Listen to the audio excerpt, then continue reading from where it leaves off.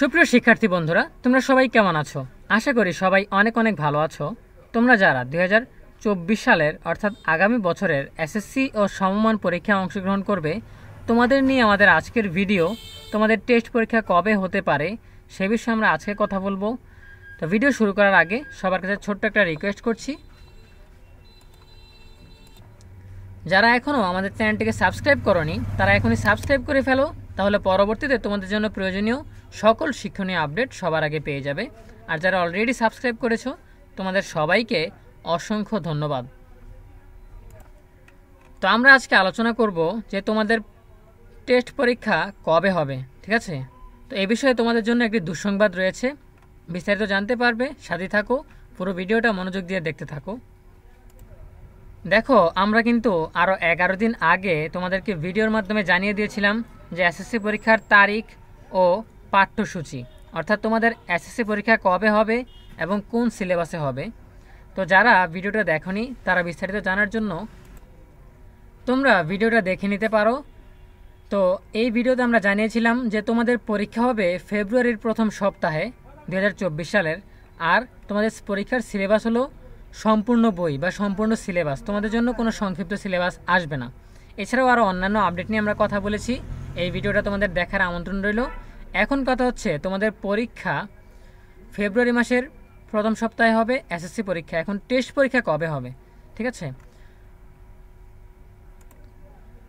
ফেব্রুয়ারি মাসে এসএসসি পরীক্ষা হলে টেস্ট পরীক্ষা সাধারণত নভেম্বর কিংবা ডিসেম্বর মাসে অনুষ্ঠিত হয়। কিন্তু তোমাদের জন্য এক্ষেত্রে দুঃসংবাদ হচ্ছে, দেখো আমরা কিন্তু 2 দিন আগে একটা ভিডিওতে জানিয়ে দিয়েছিলাম যে এবছরের গ্রীষ্মকালীন ছুটি বাতিল করা হয়েছে। কারণ হচ্ছে নভেম্বরের মধ্যে স্কুলের সকল বার্ষিক পরীক্ষা নিয়ে শেষ করতে বলে দেওয়া হয়েছে।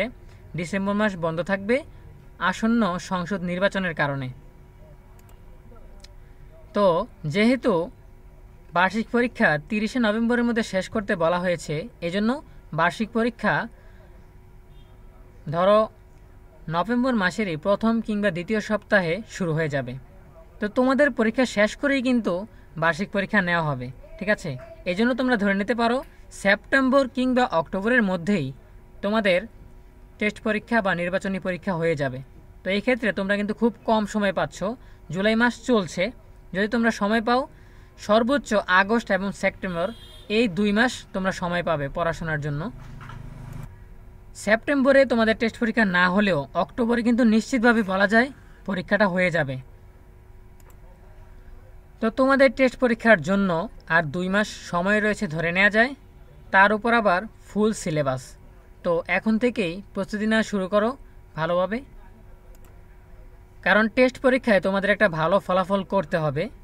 যদিও আমি বলছি না যে টেস্ট পরীক্ষায় তোমাকে A+ A গ্রেড পেতে হবে, অন্তত পাস তো করতে হবে, যাতে ফর্ম ফিল আপটা তোমরা ভালোভাবে করে ফেলতে পারো। তাই সম্পূর্ণ বই সম্পূর্ণ সিলেবাস শেষ করার জন্য এখনই প্রস্তুতি নেওয়া শুরু করো।